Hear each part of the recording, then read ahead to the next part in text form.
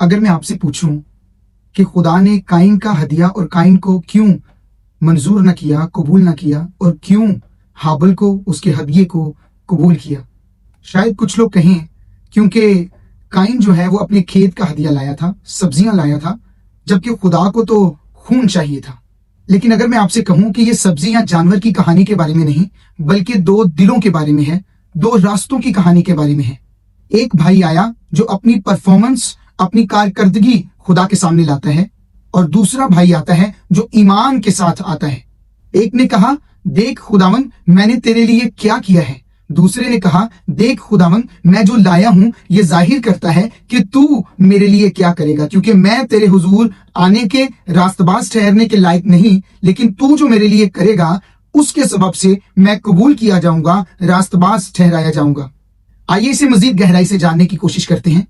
آدم اور حوا نے گناہ کیا اور پیدائش 3:7 کے مطابق انہیں محسوس ہوا کہ وہ برہنہ ہیں اور انہیں اپنے آپ کو کور کرنے کی ضرورت ہے۔ پھر انہوں نے کیا کیا؟ پیدائش 3 باب آیت نمبر 7 کے مطابق انہوں نے اپنے لیے انجیر کے پتوں کو سی کر لنگیاں تیار کی اور پہنی۔ یہ انسان کی اپنے آپ کو خدا کے سامنے قابل بنانے کی کوشش تھی۔ لیکن پھر خدا نے کیا کیا؟ پیدائش 3:21 کے مطابق خدا نے آدم اور اس کی بیوی کے لیے چمڑے کے کرتے بنا کر انہیں پہنائے، جیسے ایک ماں اپنے بچوں کے لیے کپڑوں کو بنتی ہے، بناتی ہے، سلائی کرتی ہے اور پھر انہیں پہناتی ہے۔ خدا بھی یہاں پر بطور باپ، بطور ماں اپنے بچوں کی کیئر کرنے کے لیے، ان کی شرم کو، ان کی شرمندگی کو، ان کے گناہ کو ڈھانپنے کے لیے، تاکہ وہ پر اعتماد طریقے سے خدا کے سامنے آ سکے، انہیں چمڑے کے کرتے بنا کر پہناتا ہے۔ یہ خدا کی طرف سے انسان کے گناہ کے بعد خدا کا پہلا فضل پر مبنی پیغام تھا کہ انسان اپنی کوشش سے نہیں بلکہ میری مہیا کردہ راست بازی کے ذریعے میرے سامنے آ سکتا ہے۔ اب ایک اہم سوال پیدا ہوتا ہے کہ قائن اور حابل کو یہ کیسے علم ہوا کہ انہیں کون سا ہدیہ خدا کے حضور لانا ہے تاکہ وہ خدا کے حضور مقبول ٹھہرے؟ اس کا جواب 2 حصوں پر مشتمل ہے۔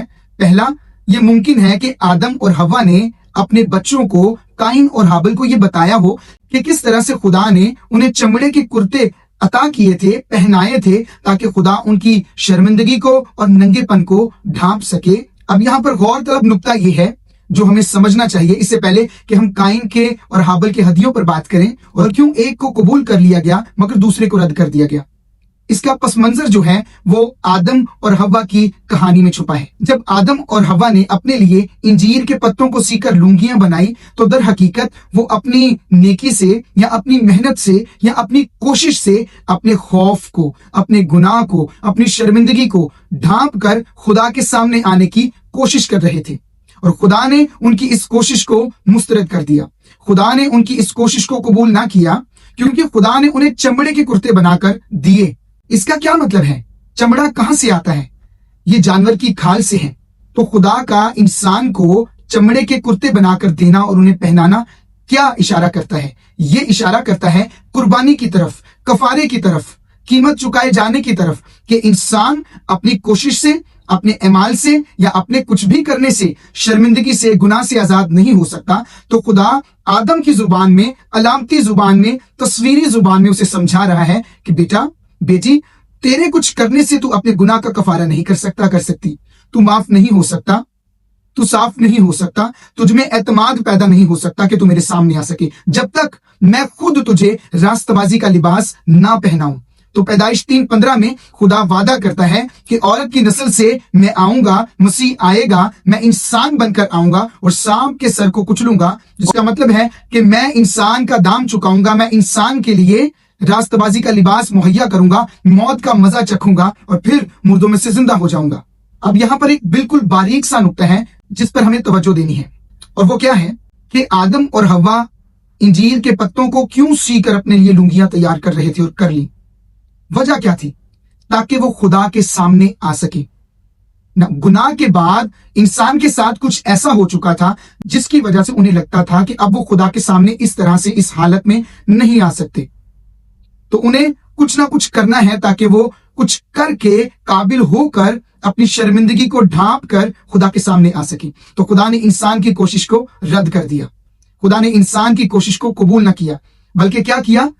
چمڑے کے کرتے دیے، جس کا کیا مطلب ہے کہ کوئی اور قربان ہوگا، کوئی اور دام دے گا، जिसकी वजह से इंसान मेरे सामने आने के काबिल ठहरेगा। तो मैंने अर्ज की कि जवाब का पहला हिस्सा, पहला नुक्ता ये है कि मुमकिन है कि आदम और हवा ने अपने बच्चों यानी काइन और हाबिल को वो बताया हो जो खुदा ने उनके लिए किया, कि किस तरह से खुदा ने उन्हें सिखाया कि जब मेरे सामने आना है तो इंसान अपनी कोशिश से नहीं आ सकता, अपनी नेकी से नहीं आ सकता, बल्कि खुदा फेवर देता है, खुदा लिबास पहनाता है, रास्तबाजी का लिबास, तो ये मुमकिन होता है कि इंसान खुदा के सामने आए। अब यहाँ पर काइन और हाबिल के मामले में भी यही बात थी। ये दोनों खुदा के सामने आ रहे हैं और इनके हदिये इनके दिलों को, इनके आने के तरीके को जाहिर करते हैं कि इनकी अप्रोच क्या है और ये किस तरह से खुदा के हुजूर आकर मकबूल होना चाहते हैं। इसके अलावा दूसरा हिस्सा, खुदा ने जो काइन से बात की उससे साफ वाज़ेह होता है कि खुदा जब काइन से बात करता है तो काइन को इस बात का पहले से इल्म है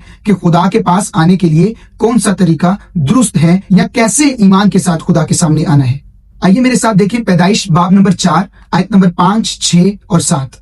यहाँ लिखा है, पर काइन को और उसके हदिया को मंजूर ना किया, इसलिए काइन निहायत गजबनाक हुआ और उसका मुंह बिगड़ा। और खुदावंद ने काइन से कहा, तू क्यों गजबनाक हुआ और तेरा मुंह क्यों बिगड़ा हुआ है। आयत नंबर 7, अगर तू भला करे तो क्या तू मकबूल ना होगा? अगर तू भला करे तो क्या मकबूल ना होगा। यहाँ पर जो लफ्ज भला है ये इस बात को जाहिर करता है कि खुदा कुछ ऐसी बात कर रहा है काइन से जिससे काइन पहले से ही वाकिफ है और खुदा उसे याद दिला रहा है, अगर तू भला करे तो क्या मकबूल ना होगा। क्यों? क्योंकि अगला हिस्सा इस आयत का कहता है, और अगर तू भला ना करे तो गुनाह दरवाजा पर दबका बैठा है और तेरा मुश्ताक है पर तू उस पर गालिबा। खुदा उसे नतीजा भी बता रहे, यानी खुदा उससे कुछ ऐसा करने को नहीं कह रहा था जिससे वो वाकिफ ही नहीं था, जो वो कर ही नहीं सकता था, बल्कि उसे पता था। अब खुदा उसे याद दिला रहा है और ये भी याद दिला रहा है कि अगर तू वो नहीं करेगा जो ठीक है तो गुनाह दरवाजे पर दबका बैठा है, मगर तू उस पर गालिबा। वो तेरा मुश्ताक है, तेरा इंतजार कर रहा है, वो तुझे देख रहा है, मौका तलाश कर रहा है। खुदा ने कहा, पर तू उस पर गालिबा। इसका मतलब हाबिल ने कुछ ऐसा किया था जो खुदा की नजर में भला था, लेकिन काइन ने कुछ ऐसा किया था जो खुदा की नजर में भला नहीं था। इसको मजीद वाज़ेह तौर पर यूहन्ना ने अपने खत में बयान किया है। आइए जानते हैं कि यूहन्ना काइन के बारे में, हाबिल के बारे में क्या कहता है। यूहन्ना का पहला आम खत बाब नंबर 3 आयत नंबर 11 और 12। क्योंकि जो पैगाम तुमने शुरू से सुना वो ये है कि हम एक दूसरे से मोहब्बत रखें और काइन की मानिंद ना बने जो उस शरीर से था और जिसने अपने भाई को कत्ल किया। और उसने किस वास्ते उसे कत्ल किया? इस वास्ते कि उसके काम बुरे थे और उसके भाई के काम रास्ते के थे। आमीन। यहां पर फिर से वही बात दोहराई जा रही है जो खुदा ने काइन से की थी कि अगर तू भला करे। इसका मतलब हाबिल ने कुछ भला किया था लेकिन काइन ने भला नहीं किया था। यूहन्ना भी कहता है कि उसने किस वास्ते अपने भाई को कत्ल किया, क्योंकि उसके काम यानी काइन के काम बुरे थे लेकिन उसके भाई के काम रास्ती के थे। अब सवाल ये पैदा होता है कि हाबिल ने कौन सा भला काम किया था और काइन ने कौन सा बुरा काम किया था। हाबिल ने कौन सा रास्ती का काम किया था जिसे यूहन्ना लिखता है, और काइन ने कौन सा नारास्ती का काम किया था। आइए हाबिल के बारे में देखते हैं इब्रानियों का मुसन्निफ क्या लिखता है। इब्रानियों 11 बाब और आयत नंबर 4 का पहला हिस्सा यह मरकूम है, ईमान ही से हाबिल ने काइन से अफजल कुर्बानी खुदा के लिए गुजरानी और उसी के सबब से उसके रास्तबाज होने की गवाही दी गई। अब यहाँ पर जाहिर ये किया गया है कि हाबिल अपनी कुर्बानी, अपनी नजर, अपने हदिये की वजह से खुदा की नजर में रास्तबाज ठहरा, लेकिन काइन भी अपने हदिये, अपनी नजर, अपनी कुर्बानी के वसीला से रद्द किया गया। पैदाइश की किताब में हमें उन दोनों के कोई भी नेकी और बदी पर मुश्तमिल काम नजर नहीं आते कि काइन ने कौन से बुरे काम किए और हाबिल ने कौन से अच्छे काम किए। ना तो पैदाइश की किताब में वाज़ेह तौर पर बयान किया गया है, ना ही यूहन्ना के खत में वाज़ेह तौर पर बयान किया गया है। हाँ, इब्रानियों के मुसन्निफ ने बताया है कि हाबिल ने ईमान रखा, हाबिल ने ईमान से कुर्बानी गुजरानी, जिससे ये पता चलता है कि हाबिल ने जो कुर्बानी गुजरानी वो ईमान से गुजरानी, और यही ईमान वो भला काम है जो काइन ने नहीं किया। यही ईमान वो रास्ती का काम है जो काइन ने नहीं किया। इसीलिए काइन का जो हदिया था वो ईमान के बगैर था और वो नारास्ती का काम था। काइन का जो हदिया था उसमें वो भलाई नहीं थी जिसके बारे में खुदा काइन के साथ बात कर रहा था। اسے مزید سمجھنے کے لیے ایک تمثیل پر غور کرتے ہیں جو یسوع مسیح نے پیش کی۔ لوکا 18:11 میں ایک فریسی خدا کے حضور دعا کرتا ہے اور اپنے آپ کو، اپنے اعمال کو، اپنی نیکیوں کو کمپیئر کرتا ہے اور کہتا ہے خدا میں تیرا شکر کرتا ہوں کہ میں دوسروں کی مانند نہیں ہوں، میں روزہ رکھتا ہوں، میں دائیکی دیتا ہوں، میں یہ کرتا ہوں، میں وہ کرتا ہوں۔ اور یہی قائن کا راستہ ہے، یہی وہ پرفارمنس بیسڈ راستہ ہے جو قائن نے استعمال کیا، اور یہ راستہ اور طریقہ کرسڈ ہے، کیونکہ قائن جس زمین سے ہدیہ لا رہا تھا وہ زمین آدم کے، انسان کے گناہ کے سبب سے لعنتی ہو چکی تھی۔ یعنی انسان اپنی کارکردگی پر مبنی جب خدا کے حضور پیش کرتا ہے تو وہ کرس بیسڈ ہوتا ہے، وہ مسیح کے تکمیل شدہ کام کی طرف، مسیح کی صلیب کی طرف، مسیح کی قربانی کی طرف اشارہ نہیں کرتا۔ لوکا 18:13 میں دوسرا شخص جب دعا کرتا ہے جو گناہ گار ہوتا ہے، وہ کہتا ہے اے خدا مجھ پر رحم کر۔ اور لوکا 18:14 میں یسوع کہتے ہیں کہ یہ شخص راست باز ٹھہرا۔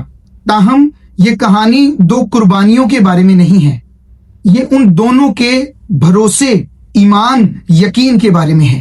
ایک کہتا ہے میں کافی ہوں، دوسرا کہتا ہے خدا میرے لیے مہیا کرے گا۔ کیونکہ حابل نے جو قربانی پیش کی، گو کہ وہ جانتا نہیں تھا کہ اس کا مطلب کیا ہے، تو بھی وہ یہ ظاہر کر رہا تھا کہ خدا میرے لیے برہ مہیا کرے گا، خدا میرے لیے قربانی مہیا کرے گا، اور خدا مجھے راست بازی کے لباس سے ملبس کرے گا۔ اور افسیوں 2:8-9 میں یہی لکھا ہے کہ ہمیں ایمان کے وسیلہ سے فضل ہی سے نجات ملی ہے، یہ ہمارے اعمال سے نہیں ہے، یہ خدا کی بخشش ہے، گفٹ آف گاڈ ہے۔ قائن نے اپنی کوشش پر بھروسہ کیا اور حابل نے خدا کے فضل پر۔ اب ایک سوال باقی ہے، اور وہ یہ ہے کہ آپ کس طریقے سے، کس راستے سے اور کس دل کے ساتھ خدا کے سامنے آتے ہیں؟ اپنی نیکی کے ساتھ، اپنے کسی اچھے کام کے ساتھ، اپنی کامیابی کے ساتھ، کس طرح سے خدا کے پاس آتے ہیں؟ مسیح کی صلیب نے آپ کو اور مجھے اور ان سب لوگوں کو جو مسیح پر ایمان نہیں رکھتے یہ حق دیا ہے کہ آپ جیسے بھی ہیں ویسے ہی اس کے پاس آ سکتے ہیں، اور وہ آپ کو پاک اور راست باز بنانے کے قابل ہے۔ آپ کو اس کے لائق ہونے کی ضرورت نہیں ہے، آپ جیسے بھی ہیں آپ آ جائیں، وہ آپ کو اپنے لائق بنائے گا۔ کسی نے بڑی اچھی مثال دی کہ اگر آپ نے جسمانی اعتبار سے پاک اور صاف ہونا ہے تو آپ یہ نہیں کہتے کہ اس سے پہلے کہ میں نہا لوں، نہا کر صاف ہو جاؤں، میں اپنے پاؤں کو دھو لیتا ہوں تاکہ نہا سکوں۔ بالکل اسی طرح آپ کو خدا کے پاس آنے کے لیے اپنے آپ کو صاف کرنے کی ضرورت نہیں ہے۔ جب آپ اس کے بہتے فضل کے چشمہ کے پاس آئیں گے اور نہائیں گے، وہ آپ کو دھو دے گا، وہ آپ کو پاک کرے گا۔ یہ آپ کی ذمہ داری نہیں ہے کہ آپ خود کو پاک کریں، یہ خدا کا کام ہے، یہ پاک روح کا کام ہے کہ آپ کو پاک بنائے۔ اور یہی حابل نے کیا، یہی حابل کا ایمان تھا، اور یہی قائن نے نہیں کیا، اور یہی قائن کا ایمان نہیں تھا۔ اور یہی وجہ تھی کہ خدا نے قائن کی قربانی کو اپریشیٹ نہیں کیا، اس کو قبول نہیں کیا، اور حابل کی قربانی کو قبول کیا، کیونکہ خدا کا طریقہ یہ ہے کہ میں انسان کو پاک کرتا ہوں، راست باز کرتا ہوں اور اپنے قابل بناتا ہوں۔